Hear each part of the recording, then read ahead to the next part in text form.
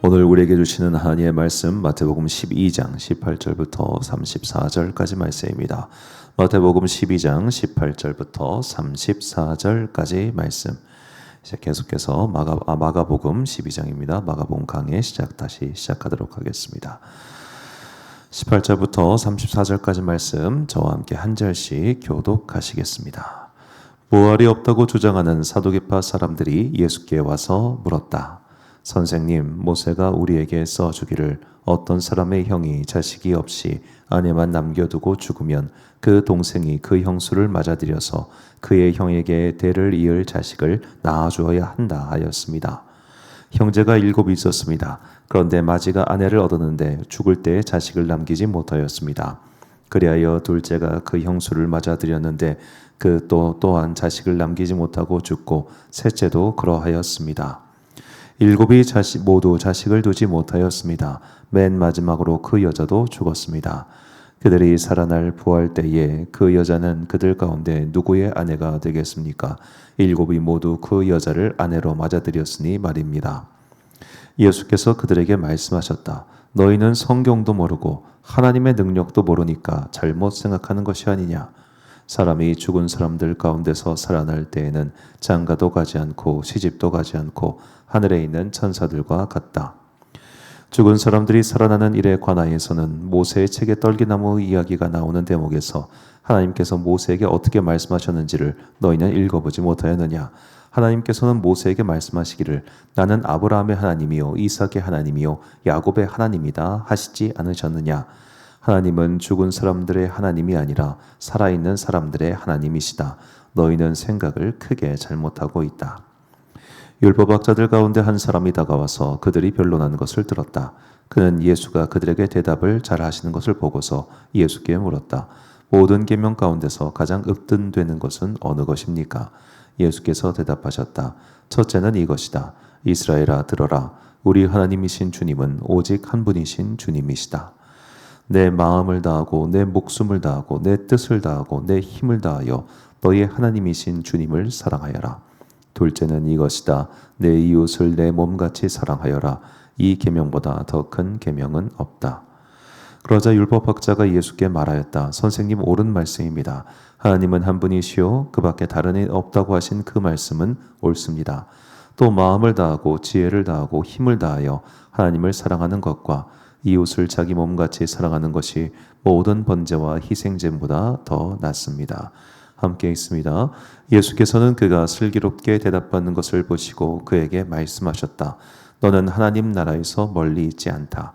그 뒤에는 감히 예수께 더 묻는 사람이 없었다. 아멘. 말씀과 미혹의 관계라는 제목으로 하나님의 말씀 선포하겠습니다. 자, 오늘 본문은 예수님께서 이제 십자가에 달리기 시기 전 마지막 일주일, 즉 성 일주일이라고 말하는 이 고난 주간에 벌어진 사건입니다. 자, 고난 주간에 예수님께서 성전에 계실 때에 먼저 사두개인들 그리고 율법학자들이 와가지고 예수님께 무언가를 묻기 시작합니다. 그리고 예수님께서는 그들의 물음에 대답을 하시죠. 이것은 첫 번째로 예수님께서 성경의 권위자, 말씀의 주인공이심을 드러내는 사건임과 동시에 예수님을 걸고 넘어지려고 하는 무리들이 사실은 성경에 대해서 얼마나 무지한 자들이었는지를 드러내는 장면이기도 합니다. 자, 사두개인이 묻습니다. 이제 형제가 7이 있었는데 첫째 형의 부인이 죽었다. 그리고 계속해서 부인을 이제 형사 취수제죠. 형이 죽고 나면 그 부인을 얻어서 이렇게 그 형의 재산, 형의 가문과 그의 재산이 없어지지 않게 해주는 이 제도가 있는데 이렇게 했을 경우 부활했을 때 누구의 부인이 됩니까? 라고 그렇게 말을 합니다. 자, 그런데 이들의 질문 속에 답이 있습니다. 본문 19절 말씀 보면 선생님이여 모세가 우리에게 써주기를 어떤 사람의 형이 자식이 없이 아내를 두고 죽으면 그 동생이 그 아내를 취하여 형을 위하여 상속자를 세울지니라. 누구를 위하여 상속자를 세우느냐? 형을 위하여. 그러면 그 아내는 누구의 아내입니까? 처음 결혼한 형의 아내입니다. 동생은 그저 형을 위한 상속자를 해주는 좀 거칠게 표현하면 씨 뿌리는 자에 불과합니다. 동생들은. 이게 형사취수죄의 목적입니다. 그리고 이것은 유목민들 문화권에서 원래 널리 있었던, 우리나라 고구려에도 초창기에 보면 형사취수죄가 있었다고 합니다. 자, 그런 식으로 유목민들 사이에서는 이게 이상하지 않은 제도였어요. 그런데 유목민에서 농경민족으로 넘어가는 순간부터 이 형사취수죄는 이게 뭔가 좀 깔끔하고 꺼림직한 그 무언가가 되고 말았던 겁니다. 왜냐하면 유목민족은 이게 결혼을 해가지고 이 사람이 외부로 나가게 되면 그만큼 이제 그 공동체 안에 피해가 커지기 때문에 그 사람들 인력이 굉장히 중요하니까, 그러니까 그런 인력을 벗어나지 못하도록 동질성을 유지하고 하기 위해서 그걸 이제 그런 제도를 가지고 있었던 건데, 이 제도가 농경민족 사회에 가니까 약간 좀 적용상의 어려움이 생기고, 그리고 이 말씀을 주셨을 때는 이미 모세가 이때부터 언제 전면 2300년 전 사람이란 말이에요. 그 세월이 흐르니까 이거를 그대로 적용하기가 이상한 거예요. 자, 이거를 질문하는 사람도 알고 있습니다. 그런데 굳이 이걸로 왜 질문했을까요? 내가 걸려 넘어지는, 내가 이해 안 되는, 내가 자꾸만 여기서 넘어가지 못하는 그 성경 구절, 그 믿음의 원리를 남에게 적용시킴으로써 그도 함께 넘어뜨리려고 하기 때문입니다. 자, 이것이 미혹하는 자들의 특징입니다. 미혹하는 자들은 자기가 완벽하게 이해한 성경 구절, 자기가 습득해가지고 납득해가지고 그렇게 살고 있는 성경 말씀을 가지고 미혹하지 않습니다. 자기가 못하는 것, 자기가 이해가 안 되는 것, 혹은 가장 많이 쓰는 방법, 내 욕망을 충족시키기 위해서 변형시켜버린 성경 구절들, 성경 이야기들, 이런 걸 가지고 다른 사람도 넘어뜨리려고 하죠. 그래서 예수님께서 이렇게 말씀하신 겁니다. 본문 24절과 27절 말씀 보니까 예수께서 이르시되 너희가 성경도 하나님의 능력도 알지 못함으로 오해함이 아니냐. 하나님은 죽은 자의 하나님이 아니요 산 자의 하나님이시라 너희가 크게 오해하였도다. 자, 여기서 오해하다라고 번역한 헬라어는 플라나오라는 말인데, 이것은 그릇되게 인도하다, 미혹하다라는 뜻입니다. 그래서 우리가 이 말씀, 이 단어가 계시록에 가면 전부 다 미혹하다라고 그렇게 번역을 하고 있습니다. 성경도 하나님의 능력도 알지 못하니 그릇된 길로 인도함을 받고 또 그릇된 길로 사람들을 인도하게 되는 것이죠. 그래서 먼저 우리가 성경 말씀을 제대로 아는 게 참 중요합니다. 특히 나의 욕망을 정당화시키기 위한 도구로서 성경을 사용해서는 절대로 안 되는 것이죠. 정말 오랜 시간이 지났는데도 아직도 그 이야기가 꽤 오래 남는 것은 들어보시고 한번 판단해 보세요. 제가 이제 고등학교 2학년 때 기독교 동아리를 하고 있었는데, 고등학교 그 기독교 동아리 선배가 이제 목사님 딸이 있었습니다. 그래서 그 선배네 아버지 교회 가가지고 그날 우리 기독교 동아리 모임을 하는 날이었어요. 생각해 보면 참 작은 삼각교회였어요. 고등학생 따라서 삼각교회든 뭐든 아무 상관없이 그냥 우리는 하하호 즐겁게 있었는데, 그때 그 목사님이 그냥 던진 말인데 저한테는 굉장히 그게 이상하게 들려서 오랫동안 기억에 남습니다. 그분이 그렇게 말씀하시는 거예요. 자, 이스라엘이 12지파가 있었어. 12지파가 11조를 내. 그리고 그 11조는 제사장들이 가져가는 거야. 자, 그럼 계산을 해봐. 제사장은 다른 지파 사람들보다 1.2배를 잘 살았겠지. 제사장은 원래 사는 사람보다 잘 살아야 되는 거야. 이렇게 얘기를 하더라고. 지금 이제 한참 세월이 20년도 넘게 지났어요. 20년 지나서 쭉 생각을 해보니까 이분이 아마 이렇게 어렵게 사는 자기 자신이 싫었던 것 같아. 그래가지고 그런 식으로 성경을 오해하게끔 곡학아세라고 하죠. 그렇게 해석했던 게 아닌가 싶어요. 여러분, 자, 이스라엘 12지파가 11조를 냈다고 가정했을 때 그 11조는 제사장 몫이 아닙니다. 성막 운영비입니다. 그 성막 운영비에는 제사장뿐만 아니라 레위인들의 목도 다 포함되어 있었습니다. 그러니까 그 1.2라고 칩시다. 그 1.2를 걷어가지고 레위 지파 생활비, 성막 운영비 하면은 당연히 모자랐어요. 성막은 한 번도, 그러니까 모세 때를 제외하고는 성막이 한 번도 풍족한 적이 없었어요. 어려운 거예요. 그러니까 제사장의 길을 간다는 건 당연히 어려운 거예요. 생각해보면 그때 그 목사님 나이가 지금 제 나이쯤 됐을 거예요. 막상 해보니까 이렇게 어려울 줄은 몰랐겠지.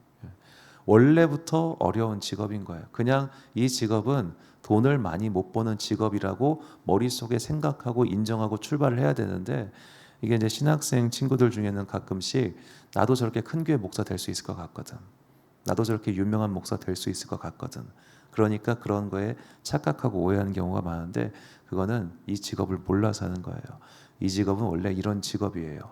자, 그런데 그거를 인정하지 못하면 이렇게 말씀 속에서 괴상한 걸 찾아내가지고 괴상하게 해서 사람들로 하여금 막 그런가 하게끔 하는 거지. 자, 말씀으로부터 미혹을 시작해요. 언제나 다. 언제나 미혹하는 자들은 성경 구절을 요리 바꾸고 조리 바꾸고 저리 바꾸고 저리 바꿔 가지고 그런 걸로 걸려 넘어뜨리려고 합니다. 문제는 이 사람들이 기본적인 작전이 뭐냐면 물귀신 작전이에요. 여러분들 그 JMS 같은 사람들, 그런 이단들, 그 사람들 나와서 이제 인터뷰하는 거 들어보니까 지들도 지들이 이상한 거 알아요. 자기네들도 자기네들이 사입인 거 알아요. 그런데 왜 딴 사람들 끌어들이냐? 혼자 죽기 싫은 거예요. 인간이 참 약하기 때문에 혼자서 사이비의 길을 오롯이 갈 수 있는 자가 없어요. 혼자서 못 가니까 너도 나도 끌어가지고 같이 팔짱 끼고 자 우리 다 같이 죽으러 가자 하고 가는 게 이단 사이비의 특징인 겁니다. 혼자 안 죽어요. 반드시 누군가를 끌어당기더라고요. 미혹받는 자들, 성경 말씀을 곡학하는 자들, 그리고 자신의 욕망에 맞춰서 성경을 자꾸만 변형시키려고 하는 사람들, 그런 사람들은 언제나 남을 끌어들인다는 것을 잊어서는 안 됩니다. 예수님께서 말씀하십니다. 누가복음 21장 8절 말씀 보니까 이르시되 미혹을 받지 않도록 주의하라. 많은 사람이 내 이름으로 와서 이르되 내가 그러하며 때가 가까이 왔다 하겠으나 그들을 따르지 말라. 자, 대놓고 적그리스도, 내가 예수다, 내가 재림 예수다라고 하면 누가 따라가겠습니까? 그들 중에 그렇게 말하는 사람은 정말 60년대 빼고는 거의 없을 겁니다. 미묘하게 바꿉니다. 미묘하게. 그리고 그렇게 우리의 사실은 욕망을 자극합니다. 이단 사이비에 넘어가는 사람들 대부분은 다 사실은 자기 내면의 어떤 욕망 때문에 진 겁니다. 외롭고 싶지 않으니까, 누군가에게 인정받고 싶으니까, 사람에게 사랑받고 싶으니까 그런 마음들을 이용해서 그들을 데려가는 거예요. 그들의 주장, 그들의 가치관, 거기에 동조하기 때문에 가는 게 아닙니다. 그걸 바꿔 말하자면 우리가 미혹하는 자들의 미혹에 넘어가지 않기 위해서는 어떻게 해야 되느냐? 말씀 위에 굳게 서 있으면 됩니다.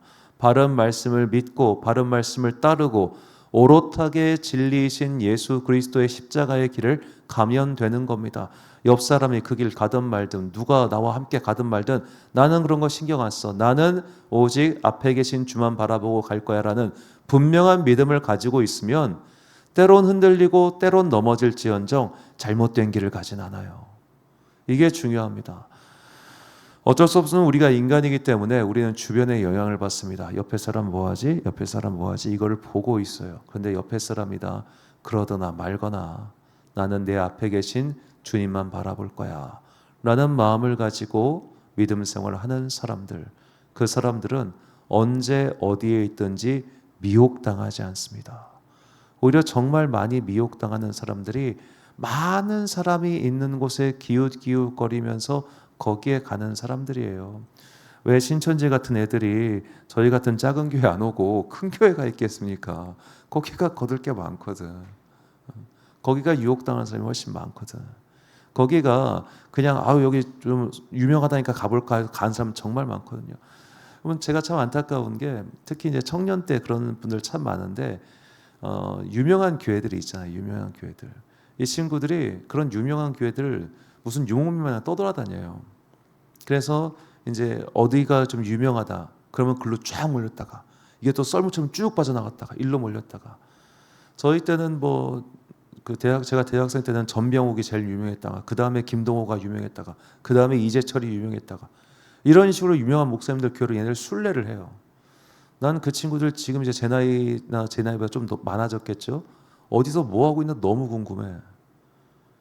그거 아니에요.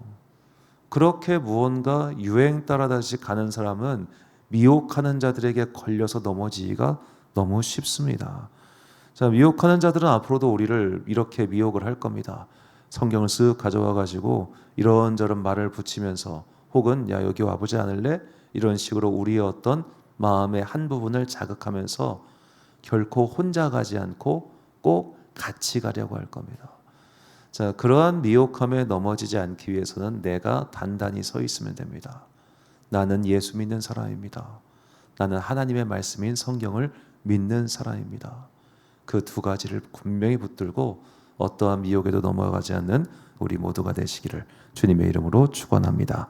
결단의 말씀 요한일서 3장 7절부터 8절까지 말씀 우리가 찬 목소리로 봉독하겠습니다. 시작. 자녀들아 아무도 너희를 미혹하지 못하게 하라. 의를 행하는 자는 그의 의로우심과 같이 의롭고 죄를 짓는 자는 마귀에게 속하나니 마귀는 처음부터 범죄함이라. 하나님의 아들이 나타나신 것은 마귀의 일을 멸하려 하심이라. 아멘. 사랑하는 지혜빛 광성교회 성도 여러분, 그리고 이 새벽 함께 깨우고 계신 귀한 주님의 자녀 여러분, 미혹하는 자들은 먼저 여러 가지 것들로 우리의 마음을 자극시키고 유혹시키고 넘어뜨리려고 합니다. 그들도 지금 자기가 들고 있는 성경 구절이 말도 안 된다는 걸 알고 있음에도 불구하고 그들은 그들의 욕망을 채우기 위해서 그런 것들을 이용하는 자들입니다. 그리고 그런 것에 넘어간다는 것 자체가 내 마음속에 어떤 무언가를 향한 갈망, 유혹거리, 걸림돌들이 있다는 이야기이기도 합니다. 외로운 자가 손짓에 넘어가는 법입니다. 친구가 필요한 사람이 일로 와라고 하는 거에 넘어가는 법이에요. 배고픈 사람이 간식 주어주면 따라가는 거 아니겠습니까? 그러므로 미혹하는 자가 문제가 아니라 미혹당하는 요소를 내가 아직도 마음속에 품고 있는가. 그리고 이것을 없애기 위해서는 내가 오롯하게 진리만을 바라보는 사람이 되어야 됩니다. 그 누가 뭐라 해도 나는 예수를 믿고 따르는 그리스도인, 나는 하나님의 자녀, 그리고 나는 기록된 성경 말씀을 믿는 사람. 비록 지금은 내가 이것을 다 이해하지 못한다 할지라도 반드시 나에게 깨닫게 해주실 지혜의 하나님. 우리가 이런 믿음의 기본 원리를 굳건히 신뢰하면 그 어떤 미혹도 우리의 믿음의 방벽을 넘어가지 못할 것입니다. 미혹하는 자들이 다양한 방법으로 우리를 걸려 넘어뜨리고 또 유혹하고 또 끌어당기려고 할지라도 믿음의 반석 위에 굳게 서서 그 모든 미혹을 물리치는 지혜롭고 용기 있고 슬기로운 우리 모두가 되시기를 예수님의 이름으로 축원합니다. 기도하겠습니다. 사랑과 은혜가 풍성하신 아버지 하나님, 미혹하던 자들은 결코 혼자서 미혹함을 당하지 않고 꼭 주변 사람들을 끌어들인다는 것을 깨닫게 해주시니 감사합니다. 그다음 말씀이라고 하는 그물과 함정을 가지고 우리를 넘어뜨리려고 하오니 오늘 내가 이해하지 못하는 말씀이 있다면 주여 지혜의 빛을 비춰주사 나로 하여금 깨닫게 하여 주시옵소서. 내 마을에 걸림돌과 같은 그런 말씀의 이야기가 있다면 주여 나에게 영의 눈을 열어주사 이 말씀 뒤에 계신 하나님의 뜻을 깨닫게 하여 주옵소서. 주님, 내 마음에 누군가를 향한 간절한 그리움과 외로움이 있다면 주님께서 천사를 보내시어 천사로 하여금 나의 좌우에 옆에 계시게 하사 나로 하여금 이 세상 가운데 외로움 따윈 조금도 느끼지 않고 주님과 동행하면서 삶의 충만함을 얻게 하여 주시옵소서. 내 마음속에 성령 하나님께서 임재하셔서 성령의 충만한 가운데 있으면 삶의 무게중심이 바뀌고 그 어떤 미혹에도 넘어가지 않을 건강한 그리스도인이 될 것을 믿사오니 이 시간 기도하는 우리 모두에게 성령의 충만함을 내려주사 그 어떠한 미혹함에도 넘어지지 않는 굳건한 주의 자녀 되게 하여 주시옵소서. 한 주간의 업무를 시작하는 월요일입니다. 이렇게 월요일 날 또 이른 새벽부터 함께 나와서 기도하는 모든 성도들에게 복 내려 주시옵시고 오늘 하루의 모든 과업들을 우리가 잘 처리할 수 있도록 우리 가운데 지혜와 능력 주시기를 간절히 소망하오며 이 모든 말씀 우리 구주 예수 그리스도의 이름으로 기도드립니다. 아멘. 오늘의 기도 제목입니다. 믿음 생활에서 걸리는 요소가 무엇인지 빨리 생각해내고 이미 많은 좋은 책과 성경 주석이 있고 또 좋은 목자들도 계시니 미혹당할 만한 요소를 재빨리 제거하고 하나님을 오롯하게 바라볼 수 있는 믿음의 한 해가 되도록 기도합시다. 오늘 주신 기도의 제목 가지고 기도와 묵상의 힘쓰는 하루 되시길 바랍니다. 기도하겠습니다.